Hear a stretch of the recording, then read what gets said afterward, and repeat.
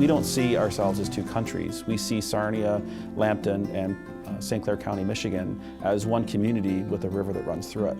If we have disasters and we can't communicate to each other, especially with our first responders and our ambulances, that can cause a detriment to our health care. The Canada-U.S. Enhanced Resiliency Experiment is designed to improve situational awareness and information sharing between the two countries. The first scenario is designed to test interoperability and broadband with sending paramedics in ambulances to and from both countries. Well, to and from the hospitals, we can directly in the United States talk to our ambulances, but unfortunately any ambulances coming from Canada, we cannot talk to directly. They're on a different system, so they're like in a dead zone.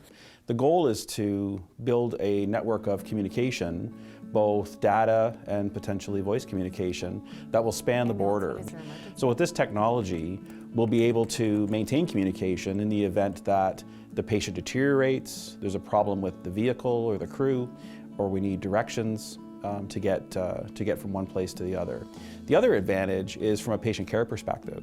So now we'll be able to transmit live data, patient's current condition, whether it be vital signs, electrocardiograms, video conferencing, to the hospital and to the physician that's receiving the patient. So when we get there, they'll be better able to manage the patient, they'll have a lot more information and be ready for them when they get there.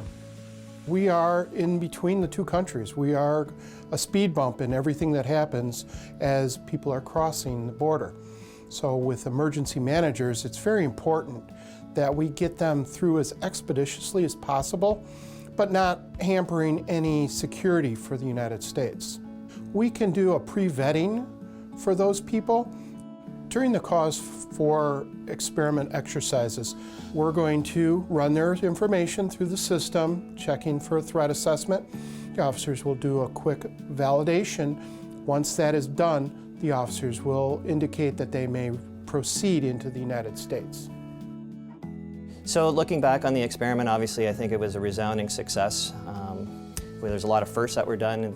Certainly from the paramedic side, we were able to transmit cardiac 12-lead heart monitors to the hospital. We were actually able to get in touch with U.S. physicians as well as the U.S. Dispatch Center and the border authorities, and that really allowed us to communicate data and at the same time perform excellent patient care in those environments. This is maintaining the communication and the applications as you move from one network to another.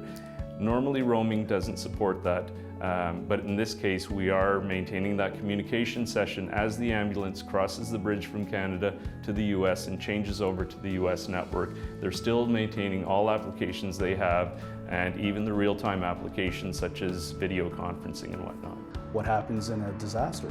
You know, that simple communication in a secure network, because we all know the regular cell signals are all going to probably crash in the middle of a major disaster, because what does everybody do? We all pull out our cell phones. So this new system, if it's successful and we can implement that technology, could greatly reduce the loss of life and you know, from our people that would be our patients and our first responders.